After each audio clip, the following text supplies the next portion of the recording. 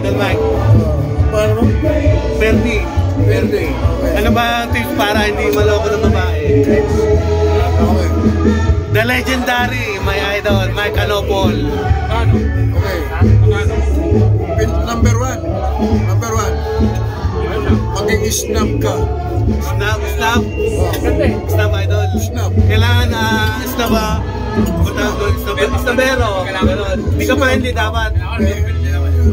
Basta action lang yun. Action lang. Ang snap action lang. I-renta ko siya ngayon.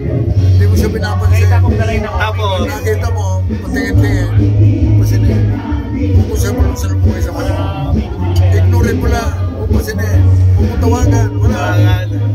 parang Kasi meron na yun eh. Meron na yun. Tingin ang tingin sa'yo.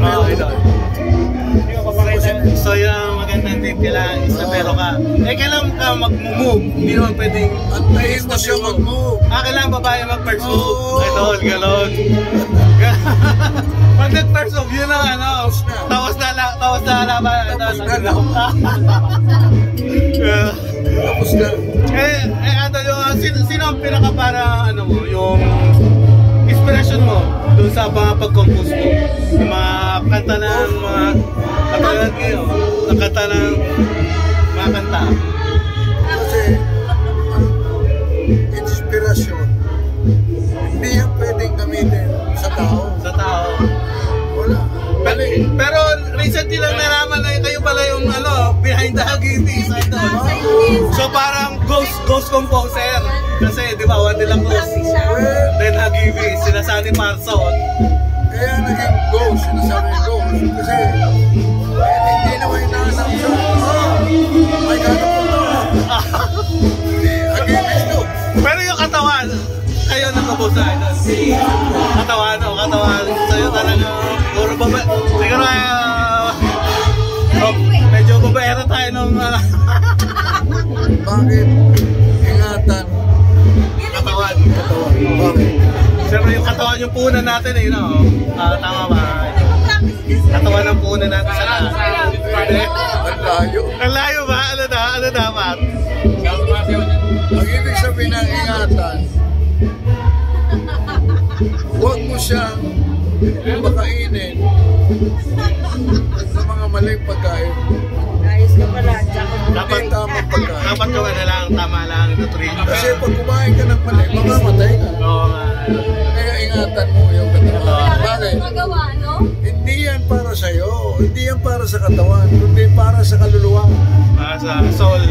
Soul, yeah. Spirit. Ako idol, kaya lagi akong music fan ako. Parang yung music para sa akin, yun yung music fits the soul. Parang yung music, yun yung spirit, yun yung pagkain ng kaluluwa mo eh. Pag malungkot ka, depressed ka, so rock and roll lang. Yung music, yan ang pagkain. Yun, dahil yung spirit, tsaka music, iisa lang yan. Sa ganyan lang yun. Hindi na, nakarinig ka. Kung iisipin yung tao, yung tunog na yan, tumarating sa'yo. Yun is spirit. 1.4 gram. Ano ba dapat ako? Ilang kutsara yun? Salamat, idol. Nahiya na ako. Grabs. Balik na yun. Sa idol, so kasi parang mag-vlog eh. Pag nag-usap tayo, marami. Pupulain yan. Kalabasan ba next gig nyo? Saan ang next gig nyo? Dito sa Laguna lang. Hindi ko pa alam eh. Kasi may nag-usap sa amin eh. Sa bagay, lagi naman ako followers lang eh. Oo, tita mo. Nakikita mo naman sa Facebook mo eh. Salamat, idol, legendary. Salamat ito para highlight ng buhay ko eh. Ako kasi kung yung mga aral. So dapat isnabero ka sa chicks. Tapos first move. Pag nag-first move yung babae, tapos na ang bataan. Gano'n na. Hindi mo dali yun ha. Pero yun ang ano, Mahirap yun. Mahirap. Pero yun ang first sign. First sign na.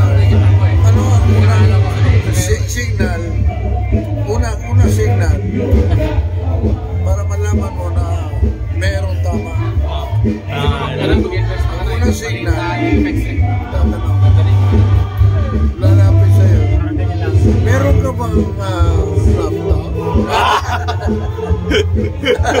Ayos na. Proud naman.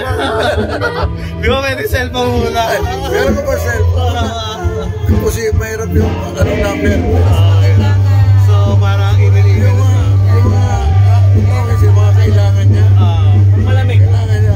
Malamig na panahon. Yung laptop, kailangan niya. Kaya yung giniginaw. Salamat, idol. Parang bago. Thank you, thank you. Sunod kayo, marami na yun. Sana makausap ko din kita, idol. Kung sakali lang. Madalaw ka na sa next year. Marami. Mga experience mo rin yan. Meron din yan. Basta huwag kang manalos-talos. Pagka kumagat ka lang. Yari ka. Alam mo ko kayo eh. Oh, salamat, idol. Mike Canopo, legendary. Juan de la Cruz man.